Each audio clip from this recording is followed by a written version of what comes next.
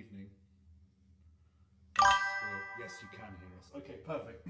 Thank you for joining us. Welcome to the Oz Katerji show. I'm Oz Katerji. This is my show. Joining us for the second episode is Tom Mutch, a dear friend of mine who I met when I came to Kiev for the first time, just before the war began. And we all settled in and got ready for the work that would come to dominate our lives over the next few years. You have just written a book called The Dogs of Mariupol, and you are coming on to discuss your experiences, what the book's about, and yeah, your work in general. So thanks so much for joining us, Tom. Can you tell the audience a bit about yourself? Oz, thank you very much for having me. Everything he said there is correct. We met, I think it was early February, was it, 2022. We'd both sort of rocked up for the same reason. You were, I think, fairly sure the invasion was going to happen.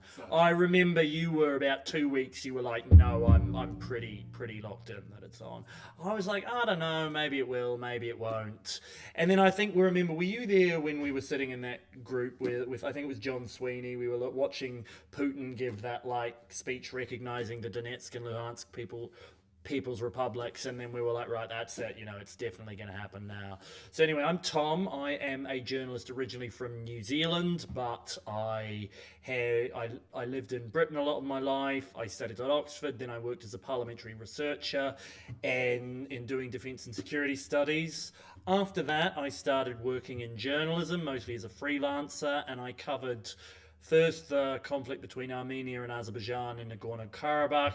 I spent a little bit of time in Afghanistan, but by far, like Oz, the work that has come to dominate my life has been the Russian full-scale invasion of Ukraine. Like Oz, I have lived here most of the time. I've been here probably about half the time, about a month in and a month out, and I have just written a book on my experiences, The Dogs of Mariupol, Russia's invasion and the forging of Ukraine's iron generation. And there are two themes here. The one is the obvious theme that we're, both very passionate about exposing, which is the Russian cruelty and atrocities that they seemed to commit wherever they attacked, wherever they took over territory, wherever the Ruski Mir arrived, you would find. You have to explain. So that means the Russian world. Yeah. So Ruski Mir. It's the prologue of my book is titled that. And it can mean either Russian peace or Russian world. And it used to be this sort of concept that the Russians had to describe a kind of a peaceful community of Russian speakers that might include, Russia and the Baltics and Kazakhstan and Ukraine. However, it's now become this term that Ukrainians will use to represent the horror and the destruction that Russia has wrought on Ukraine. So it will be very common, you'll be driving through a city like Kharkiv that's been badly bombed, and they'll point to a bombed out building. They'll be like, that Ruski Mir, Russian world. That's something that you'll hear very, very frequently. And yeah, I first heard it in Borodyanka in April 2022. You probably in Bucha or something like that. Yeah. Yeah. So I'm going to have to use this because the other microphone's not recognizing, so we'll have to switch with the awkward single mic, but that's fine. So tell us a bit about what inspired you to write this book and what the book is. Is it, because I haven't read it yet, you haven't given me a copy yet, so it's a first-person narrative of events, or is it, talk me through what the book's about and what point you're making with it, I guess.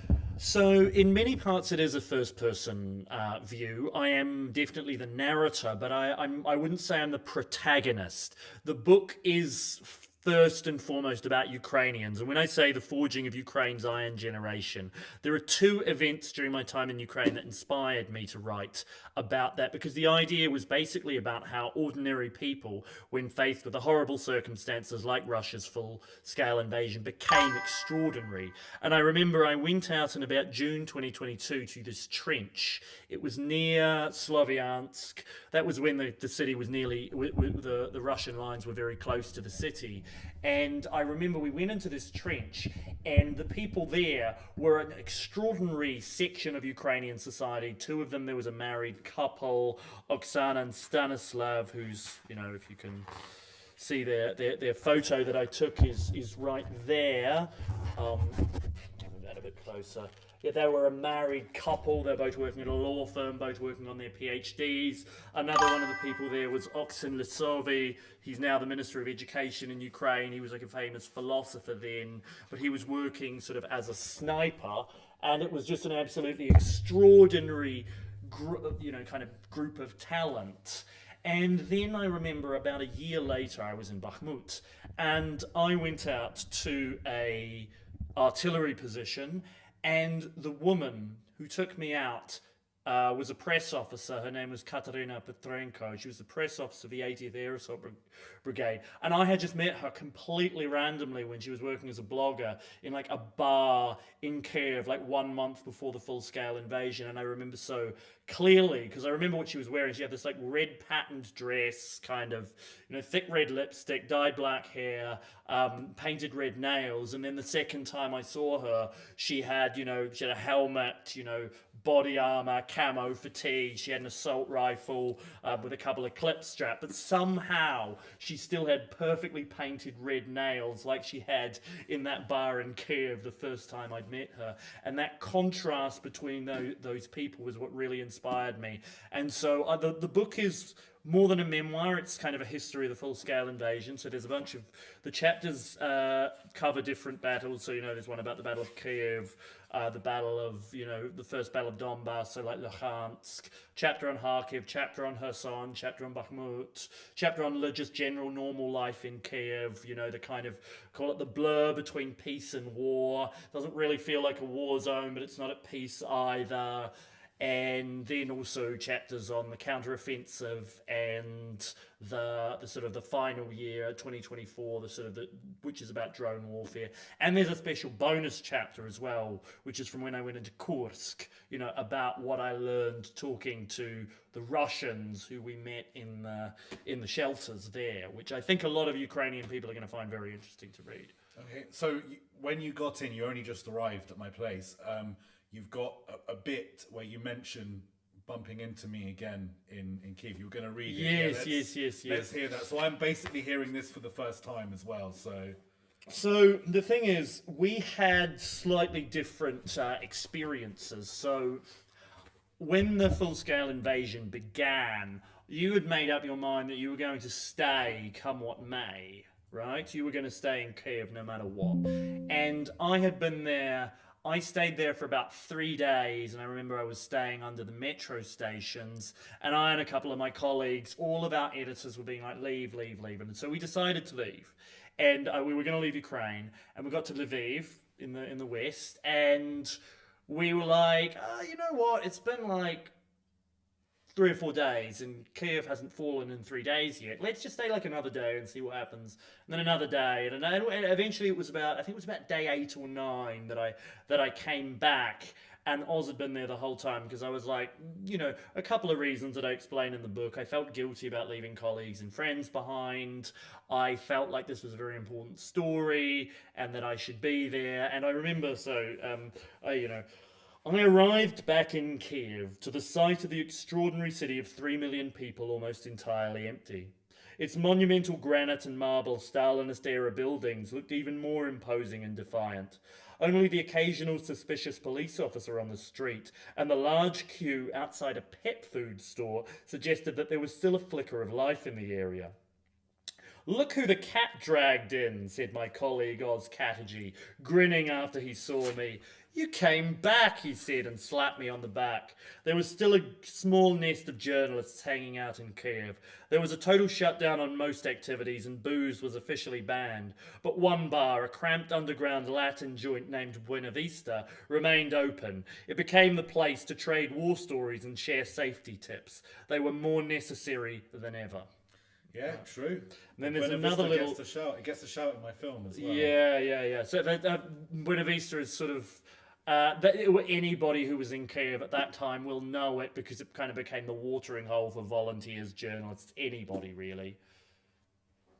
So, talk me through the latter stages of the book, because I went home for a bit, and that was basically when you started really... You went from not really being a war reporter to basically becoming a war reporter over the course of those years, I guess. So yes, talk me through that's very true. So in about it was in about May 2022 that I first decided to go to Donbass. And that was, I went with the sort of crew that you might remember: Caleb, Neil, Danny, Hugo, those sort of people. And and I remember the first time we went in with a military unit into Lysychansk. And the one thing that I remember, I will read maybe a short, it's a short thing, yeah. The chapter's called, the section is called Fire Control. To people later, this is Tom Mutch, and the book's called The Dogs of Mariupol, so please consider buying a copy. It's out now. Lysychansk, Luhansk Oblast, May 2022. Everything was in flames. When we'd driven this road the other way 2 hours ago, a group of Ukrainian soldiers had already set up camp by a bend in the road. Beside them was a large self-propelled howitzer they were using to shell advancing Russian attack teams. Now, their vehicles were on fire, and the men's bodies scattered across the remains of their gun emplacement. Judging by the smoke, we missed this strike by about 5 minutes, said Anton, the Ukrainian soldier driving us back and forth from the battlefield. Depending on the day, this highway to the besieged city of Lysychansk was known by 2 names. When it was quiet, it was the road of life that brought desperately needed supplies, ammunition and reinforcements to the troops holding Ukraine's crumbling defences. If it was a loud day, it was the road of death, because the Russians had brought their artillery to within range and could pour hellfire down on it at will, and any trip could mean death. It was like an exposed artery that spurted blood with each hit from a mortar or artillery shell. Yeah. Intense stuff, man. So you've been on a journey. I mean, look, I never thought there was anything to criticize you for at all when you decided to leave in those early days. Lots of more seasoned journalists than you made that same decision. And more power to you for coming back, because again, you weren't a war journalist at the time. Yeah, absolutely. And I was, and when I turned up, it was like we met, and it was like, I know why I'm here, because I'm expecting the very worst to happen. And we joked in that restaurant that night. I said, when I turn up in your city, it's probably not a good sign. Do you know what I mean? So so again, it was a very different. We had a very different mindset going through it. Again, we had some friends here that lived in Kyiv who'd been living here for years, who decided that they weren't, they left, they never came back. From that, we went to a party that night, and a lot of the people that were there are no longer living here anymore. There's a lot of it's weird. I sometimes think of a lot of the people who we met in those couple of weeks just before the full-scale invasion started. Some of them left right away. Some of them left after a couple of after like a week, and we never really. It's a difficult decision to stay here. Like it wasn't an easy thing to. It wasn't an easy thing to leave either. It was like a difficult. You didn't know really what the right thing to do. And when I talk about like life in Kiev, I have a chapter about it. One of the things I talk is about these kind of difficult decisions, because a lot of people, not just foreigners but especially Ukrainians, faced a lot of these very difficult decisions. One of the main ones: do you fight? Do you not? If you're a woman who has the chance to leave, do you leave Ukraine or do you stay? And one of the things that you actually notice is that as the war has gone on, there is a bit more friction and a bit more animosity sometimes between the people who are there on the front lines and have been fighting and the people who are here in Kiev. There's also, differences between, women who stayed or in Kiev or Kharkiv or Odessa or wherever, and those who left and went to Western Europe.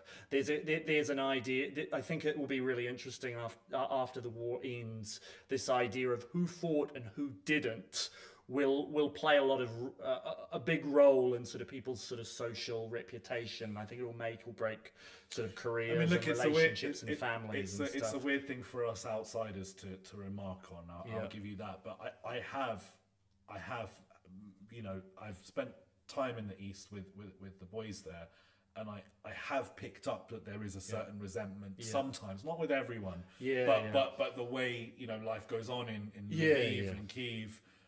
But where they are, it's a constant grind. So there is that, but also, I mean, look, it's a society, it's a democratic society, and one that's been at war for years now. I hesitate to say 3 years, because it's been going on since 2014. But it's been total war for Yeah.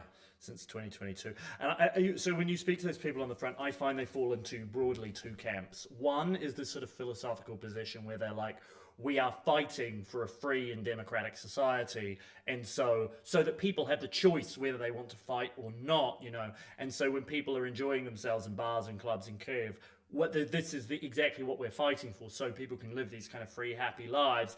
And then there's another view, which is, look, we've done our duty. We've been here in some cases, you know, often for 2 or 3 years. I've met guys who've been there since 2014, and they're like, it's their turn. This is what they should be doing as sort of as part of their societies, right? Yeah. So, talk me back. Let's go back to just before the invasion. I was among those who believed the invasion was coming. Yeah. You weren't so sure, Yeah. But that was a very common thing Yeah. there. Now that, and again, I explained to you at the time that it was from my work in Syria, my understanding of what Russian foreign policy was. Yeah. I very much saw this as a revanchist regime that Yeah. was trying to expand. So I expected this course of action, but the kind of prevailing conservative rule of thought in Europe at the time was, Putin's not crazy enough to do a land war across half of Europe, and you know. And I don't even think it was necessarily just about Putin. I think the idea that a major war could be started in Europe was just outside of people's concept of reality. So you were one of those people that was kind of a skeptic of it. How did I was on the fence. Yeah. How have you've been on a journey yourself, seeing that? Yeah, How yeah. have you come to understand the Russian perspective on this now that you've been on this kind of what does it make more sense to you now that you know what Russia does here, that they were going to do something like so that? In chapter 8, I think chapter 8 is for many people going to be one of the most interesting chapters, because in it I speak to people that I met in Kursk, Russian civilians there. I also spoke to Russians, for instance, that I met in Georgia and Armenia, and I did speak with the occasional Russian defector or people who had been, supporters of the war, to try and understand and relay their perspective as accurately as possible. And I think what came across very, very strongly, and this is why I think a lot of people now don't believe, when Russia says, we just want to take over 4 oblasts and then that's going to be it. Oh, it's just about security guarantees against, NATO or whatever. That for them, the idea of an independent, sovereign Ukraine is sort of like an absolute middle finger to the heart of Russian identity, because a lot of Russian identity is based on the superiority to sort of the people that it controls and those that it sees below it. And it has this very sort of odd idea, like when we talked about the Ruski Mir, that it will kind of spread this sort of culture and enlightenment. It's this very, very colonial mindset. And because they see Ukraine, what they used to call Ukraine is like Malorussia, right? Little Russia. As they sort of this kind of dumb, slightly illiterate peasant society that they are, the kind of like stupid family uncle on the farm. They didn't realize that sort of the family uncle on the farm was actually very, very good warriors, and everyone would band together and make Molotov cocktails and drones and everything like that. But yeah, I think the scary thing is that you realize that the Russian regime is based on, and so when you hear them, so I'll give you an example. So when people are like, oh yeah, Russia just wants to find reasonable peace terms. Well, their reasonable peace terms now are Ukraine gives them all of the 4 oblasts they've annexed. Now, that's not just about people or territory. If Ukraine were to give them that territory, they're giving them all of the, Kramatorsk-Sloviansk, really, really well built up defensive lines. They're giving them another bridge over they're giving them back Kherson over the Dnipro. They're giving them Zaporizhia, like a dagger right in the middle. And the idea is that this isn't because they're so interested in that territory. It's so that in 5 or 10 years' time they can come back and attack again, which is what they did with Crimea, which is what they did with the Donbass, right? They didn't just stop there when they said this is the only territory we're interested in. 8 years later, they used, especially Crimea, they used it as a springboard to attack and take over large amounts of other territory. Yeah, and one of the things that I've been trying to raise the alarm bells about back home is people seem to think that because Russia has struggled in Ukraine, that means that they basically do not pose a threat beyond the borders of Ukraine, and and that's why we can start rolling back our support, because it's just going to, it's going to be that fight in the east that they originally thought it was going to be. But the point is, if Russia claims a victory, it believes, and this is what the Russians truly believe, they believe that they're fighting a war against the collective West. If they defeat Ukraine, they will believe they have already defeated NATO, that NATO is weak and incapable of protecting itself. So that's going to be the situation going forward. Yep. I think that this is very true. I don't think Europe realizes if Ukraine falls, what the worst case scenario is. Russia and Ukraine are the two strongest militaries on the European continent by a huge distance, because they have an in-depth knowledge of drone warfare, of the way artificial intelligence can affect warfare. They have huge standing armies. They have really loads of well-experienced troops. Russia, you might have heard Timothy Snyder's argument before, when he talks about when the Nazis took over Czechoslovakia, they absorbed this huge arms industry and a very, very strong standing army. If Russia absorbed Ukraine and was able to fold Ukraine's military-industrial complex and the extraordinarily strong and brave men and women of the Ukrainian armed forces, if they were somehow able to absorb them into the Russian army, and it has happened before, it happened in Donetsk and Luhansk. They managed to, and one of the saddest things actually about I think one of the saddest sort of Russian crimes early in the war that no one talks about is when they gave all the young men of Donetsk and Luhansk shitty rifles and threw them into Ukrainian lines in Severodonetsk and Lysychansk to have Ukrainians, use up their ammo killing other Ukrainians. The resulting army, I think, would be extraordinarily powerful, and we really could be talking about a 3-day SMO to Poland or Berlin or whatever. And I don't think people realize how much more advanced these armies are and more experienced than anything that's on the continent at the moment. So, I mean, look, I having followed what's the developments in the Baltic states and Poland, they are preparing their defences. These are the only states really taking it that seriously. Poland and the Baltic.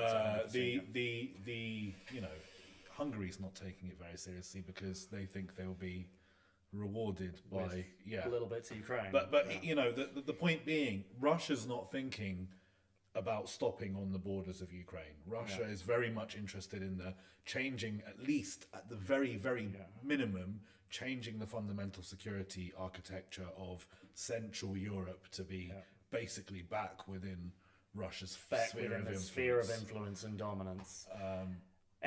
I think one thing that's worth pointing out is people say, well, why can't Ukraine or other territories be neutral?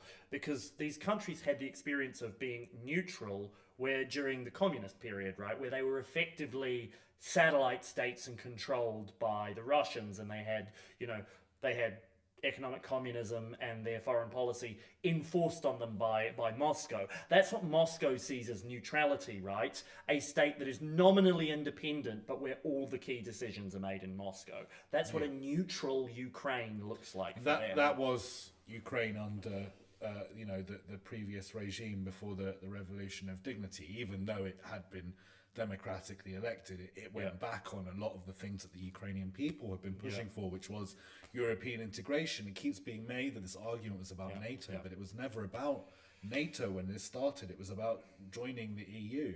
It wasn't even about joining the EU. It was about a closer it was just a closer partnership with the EU, and that was enough to start shooting people dead on the streets for. It frustrates me that so few people still understand the story of Ukraine, even after all this. I have a long section about the build up to the war, and I interviewed you Mustafa Naim, the guy who wrote the Facebook post that was like, everybody come to the Maidan. He's now he was a minister in Zelensky's cabinet for a while. I interviewed him about that.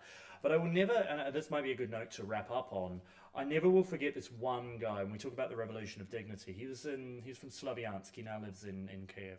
And he said, and he was talking about the difference between the Russian mindset and the Ukrainian mindset. And he was like, look, multiple times throughout our history, in our recent history, in 1989, 1991, 2004, 2014, the Ukrainian people organized democratic referendums and democratic revolutions to overthrow central governments that got too dictatorial. Right? Whether it was Yanukovych 1, Yanukovych 2. And there was also another student revolution called the Revolution in Granite, and I think it was 89 or 1990, to protest again, to protest for more democratic reforms. And he said Russia had a chance to do that in 2012 when they had their protests there. They failed, they never tried again, but it's us Ukrainians who have to pay the price for the Russian people's failings. Yeah. Thanks, guys in chat. Let's throw it open just to chat to see some questions. Yeah, I'm new to Twitch. I use Streamlabs and I'm learning widgets and emotes and all of this stuff is completely brand new to me, and I don't fully understand it or how to do it. So if someone could, help me with that, that'd be much appreciated, because it's kind of the learning curve it's pretty steep. But yeah, I'd love to get some more custom emotes. Thank you so much for the subscriptions, guys. Really appreciate you signing up and tuning in and stuff. If you don't want to send a subscription via Twitch, my Ko-fi page just popped up in the chat. You can support me there too. So I'd like to throw open some questions. Tom's it's kind of late here, so I don't want to go too many.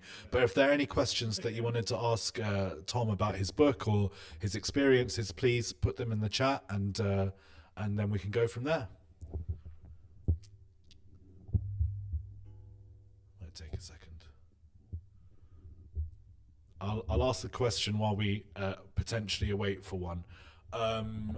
So the book is out. You're a first-time publisher. How was it writing a book for the first time? One of the things I really enjoyed about getting to write a book, as opposed to writing articles, is I sometimes feel that while articles are great and the people you interview for them are great, you're kind of getting a snapshot, right? Like you're speaking to someone, you're sitting down, even if you sit down with them for 10 hours, you're getting a snapshot of their lives. One of the things I really liked with a book was being able to take, the married couple that I told you about. I was able to follow up with them the next year and the year after that to see how their relationship had changed, to see how their thoughts on the war had changed, to see how they just changed personally. Katerina, who I said I met her first time before the invasion, second time in Bakhmut. I was able to have a third long sit-down interview with her about her entire time. Again, you can draw out themes and changes. You can write about themes and go into depth that you just can't go into in articles. And that was a really rewarding experience for me. But it's a lot of work, and it's a lot of work because it really becomes your main obsession, the only thing you think. Like when you've made a documentary, right? It kind of becomes the only thing you're really thinking about or focusing on, and everything else, whether it's articles or social media or whatever, is just kind of always on the back burner. And it's minimum of 6 months of concerted effort, but really I've been writing this book for 3 years because I've been here for 3 years, and a lot of the material is drawing upon a lot of those early experiences that I had. We haven't got another question, so I'll ask you one final one before we call it a night. So are you planning on any other projects after this? I know you're still in the promotion phase of this, but you must. Yeah. What next for your career, do you think? Yeah, so that's very important to say, the promotion phase, because I thought that once I handed the book in, that was all that. Oh, it was all good and done, and no. Now you have to email all the producers, all the editors, all of the basically everyone that you've ever met, and their dog, and be like, help me buy and promote my book. I sometimes feel like I'm, and I'm not saying that's bad because I have gotten a lot of traction that way. I sometimes feel like, is it the Mormons, the people who come around and knock on your door and try and sell you I don't think Mormons. Who is it? The people that sell you Bibles at the door. I think the Jehovah's Witnesses. Is it? I feel like, and I don't mean any shade on them. If anything, I've grown to respect them more. But I kind of feel like that. Mormons do that in America. Right? Jehovah's Witnesses. Yeah. So I feel kind of like that. I like knocking on people's doors and being like, please buy my book. It's really important. Word of God's in here, or what have you. So yeah. I do have a few Bible quotes in here actually. Look, I'll tell you one of the things, because I haven't written a book yet. I do plan on writing a book soon if I can. I've done a documentary. That was my first Yeah, feature-length film. That's your equivalent of like. What I learned was that even though I'd had a career in broadcast, that learning how to making the jump from broadcasting to a film is so massively different. It's like, I think it's quite similar to the art. And I had to introduce myself to new people who didn't have the foggiest clue who I was. Yeah. Whereas if I'm trying to get a story published, it's very easy. It's an editor to right? get an editor, you know, So it was like starting from zero again, which was a weird experience and one I didn't enjoy so much. And you know, the question I've had is, are you going to do another film? And it's like, yeah, maybe, but I really would want a bigger support structure behind me before I wanted to do something like that. So anyway, look, thank you so much, guys. Thanks, Tom. The book is The Dogs of Mariupol by Tom Mutch. It's out now. Go get yourselves a copy. Amazon or any good UK bookshop, Waterstones, etc. And to our followers abroad, you know, basically Amazon. Yeah. Amazon is it for now. But thank you so much, guys, and we'll be back next week, probably Tuesday. I'll put you in the news and the schedule.